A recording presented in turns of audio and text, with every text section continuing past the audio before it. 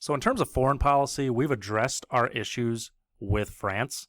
Now it's time to take a look at our revolutionary adversaries, the British. And yeah, we won a war against them, but why do we still have problems with Great Britain? Now, the terms of the Peace of Paris are still not being respected, and England will take things much further in their treatment of American rights. Even though we declared ourselves neutral in France's war with England, the British continued to seize American trading ships, mostly in the Caribbean. Now, France is doing this as well, but Britain will amplify their use of impressment against U.S. sailors, and that's what really is going to tick us off. This means that British ships would board American merchant ships, meaning American trading ships, to search for deserters from the British Navy, of which there's plenty. There are plenty of British citizens who were pressed into military service. When they realized what it was, they jumped ship as soon as possible.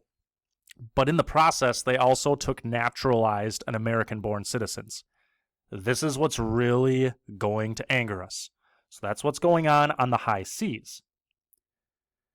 Now, in the Northwest, and this is something we looked back at in the near the beginning of the unit, the British are continuing to occupy military forts in the Northwest Territory, forts they were supposed to have evacuated following the Peace of Paris. They are also arming indigenous nations and inciting them to attack frontier settlements. So there's considerable tension, and this is before the Battle of Fallen Timbers, so this is still a significant problem. Republicans are pushing for another war with England to resolve these issues and protect America's honor. But Hamilton and the Federalists really want to avoid this. Now, part of this is because they tend to favor England in foreign affairs, but they also believe that the British should be our natural ally and trading partners. When England temporarily halted their practice of impressment in the Caribbean, Washington sees this as an opportunity, and he took Hamilton's recommendation of Chief Justice John Jay as what's called a special envoy, meaning he was going to be the diplomat to try and negotiate everything, and he does this while he's Chief Justice of the Supreme Court. Now, while he was away, he was also elected governor of New York, so he resigned as Chief Justice shortly after he returned.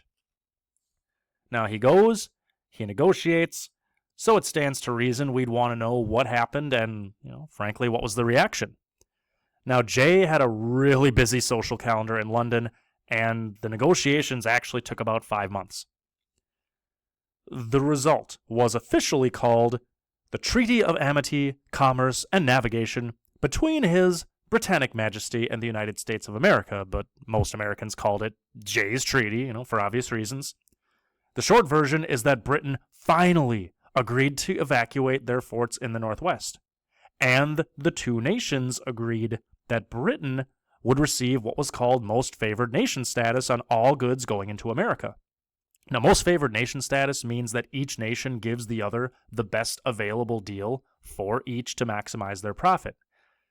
But in this case, the status only applied to British imports, not to American imports to Britain.